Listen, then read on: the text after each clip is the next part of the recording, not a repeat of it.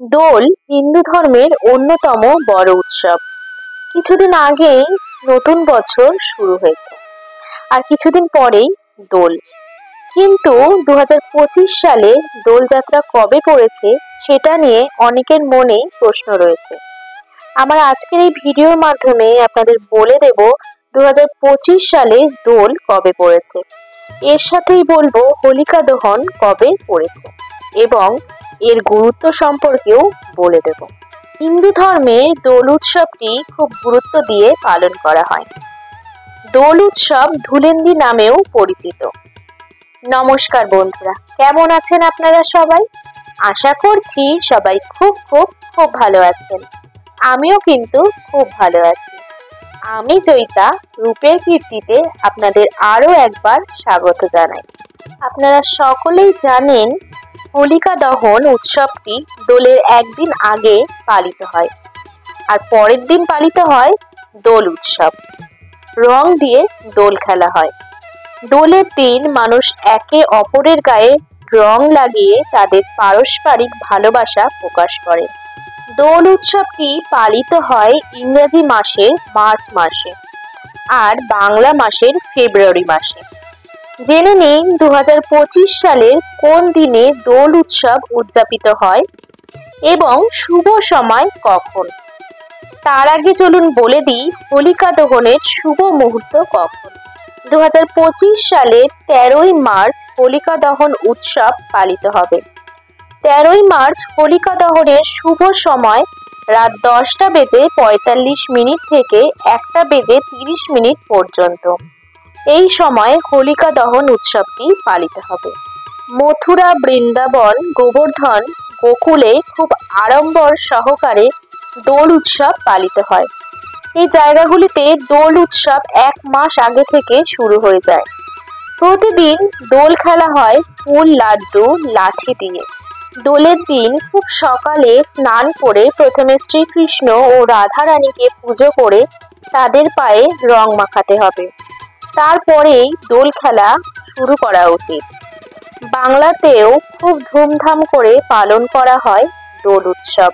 রঙের উৎসবে কম বেশি সামিল হন সকলেই, আর এই বিশেষ দিন উপলক্ষে বিভিন্ন জায়গায় পুজোও হয়। দোল পূর্ণিমা হিন্দু ধর্মের মধ্যে খুব শুভ বলে মনে করা হয়। এই দিন রাধাকৃষ্ণের পুজো করা হয় বিশেষত। বৈষ্ণব বিশ্বাস অনুযায়ী দোল পূর্ণিমার দিন বৃন্দাবনে শ্রীকৃষ্ণ আবির নিয়ে রাধিকা ও অন্যান্য গোপিনীদের সঙ্গে রং খেলায় মেতেছিলেন। আবার শান্তিনিকেতনে রবীন্দ্রনাথ ঠাকুর বসন্ত উৎসব চালু করেছিলেন। চলুন তাহলে আপনাদের জানিয়ে দিই 2025 সালে কবে পড়েছে দোল পূর্ণিমা। 2025 সালে 14ই মার্চ শুক্রবার পড়েছে দোল পূর্ণিমা। পূর্ণিমা মুহূর্ত শুরু হবে 13ই মার্চ সকাল 10:25 থেকে এবং পূর্ণিমা মুহূর্ত শেষ হবে 14ই মার্চ দুপুর 12:23। অমৃত যোগ দিবা ঘ 7:06 মধ্যে এবং 7:56 গতে, 10:24 মধ্যে ও 12:52 গতে, 2:31 মধ্যে ও 4:10 গতে, 5:42 মধ্যে এবং রাত্রি ঘ 7:22 গতে, 8:55 মধ্যে ও 3:08 গতে। মাহেন্দ্র যোগ রাত্রি ঘ 10:28 গতে, 11:15 মধ্যে, 3:54 গতে, 5:51 মধ্যে। দোলের গুরুত্ব। দোল উদযাপনের ঐতিহ্য বহু শতাব্দী ধরে চলে আসছে। সারা দেশে ব্যাপক উৎসাহ উদ্দীপনার মধ্যে দিয়ে পালিত হয় এই দোল উৎসব। অশুভের ওপর ভালোর জয়ের জন্যে দোল উৎসব উদযাপন করা হয়।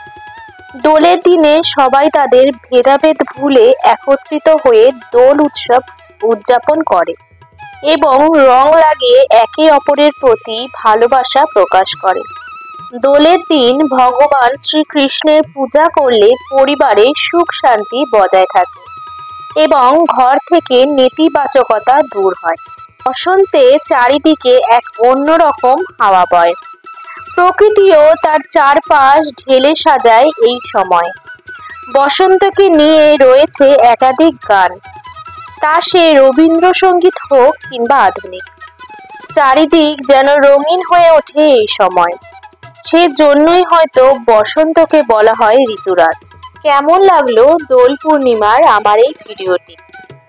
ভালো লাগলে লাইক, শেয়ার, কমেন্ট করতে একদম ভুলবেন না। আর সাবস্ক্রাইব করে দিয়ে পাশের বেল আইকনটি অবশ্যই প্রেস করে দেবেন। তাহলে আমি যখন যখন ব্লগ ছাড়বো তখন আপনারা নোটিফিকেশন পেয়ে যাবেন। তাহলে আজকে আসি, ভালো থাকবেন, সুস্থ থাকবেন। নতুন একটি ব্লগে আপনাদের সাথে আবার আমার দেখা হবে। ধন্যবাদ।